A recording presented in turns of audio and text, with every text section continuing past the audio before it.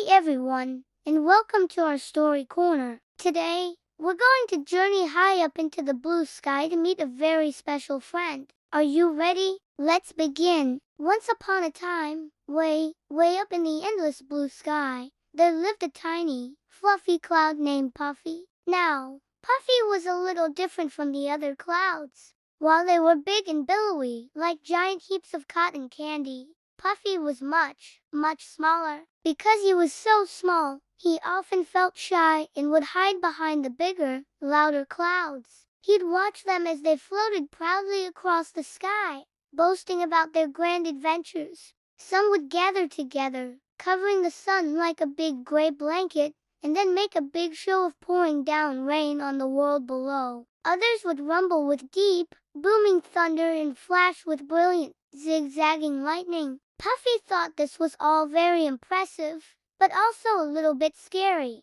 The thought of making a loud thunderclap or a bright flash of lightning made his fluffy edges tremble. "I'm just too small for all that," he would whisper to himself. One sunny afternoon, as Puffy was drifting aimlessly, a gentle but wise voice rustled beside him. It was the wind. The wind had traveled all over the world and seen everything. "Hello, little one," the wind whistled softly. "Why do you look so glum, Puffy?" Puffy sighed, a tiny wisp of vapor escaping him. "Oh, wind," he said, "I'm just too small. I can't make big shadows or loud thunder like the other clouds. I don't think I have a purpose." The wind swirled around him in a comforting hug. "Nonsense, Puffy," the wind said kindly but firmly. "Every cloud, no matter how big or small, has a purpose. You just have to be brave enough to find it." Puffy thought about the wind's words. Be brave? He wondered. He wasn't sure he knew how. He decided to peek over the edge of his fluffy perch and look down at the world below. Far down, he saw a little garden nestled beside a small house. But something was wrong. The flowers, which should have been bright and colorful, were droopy and sad. Their petals were curled and their leaves were covered in dust. The grass was turning a pale, brownish yellow, and the whole garden looked thirsty and tired. "Oh, those poor flowers," Puffy whispered to himself. A little sprout was struggling to push its way out of the dry, cracked earth. A feeling stirred inside Puffy, something he hadn't felt before. It wasn't shyness or fear, it was a desire to help. "Maybe," he said quietly, "just maybe, I can help them." He remembered what the wind had said, "You must be brave."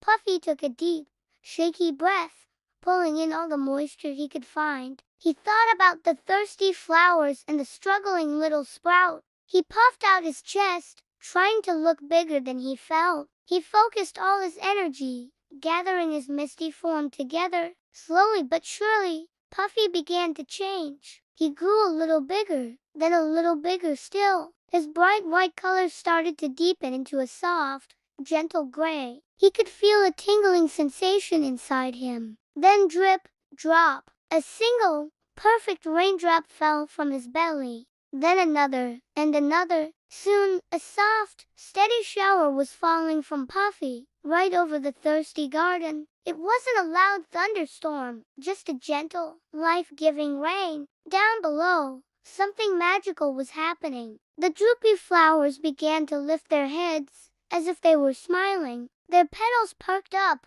washing clean in the refreshing shower. The grass drank in the water and started to look greener and healthier. The little sprout finally pushed its way through the softened soil, reaching for the sky. The whole garden seemed to sigh with relief, coming back to vibrant life. The wind, who had been watching the whole time, swirled by with a happy laugh. "See, Puffy," the wind called out, "you did it. You were brave enough to help. Your gentle rain was exactly what this garden needed." Puffy looked down at the beautiful, revived garden and felt a warmth spread all through him. He wasn't just a small, shy cloud anymore. He was a hero. From that day forward, Puffy never felt small or unimportant again. He learned that he didn't need to make loud thunder or bright lightning to be special. He had his own unique gift. He floated proudly in the sky, always on the lookout for a thirsty garden or a field of wildflowers in need of a gentle drink. He had discovered that even the smallest cloud can make a very big difference. And that,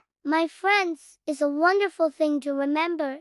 Thank you so much for listening to our story today. I hope you enjoyed Puffy's adventure as much as I did. If you liked it, please give this video a thumbs up and don't forget to subscribe to our channel for more wonderful stories. See you next time. Bye bye.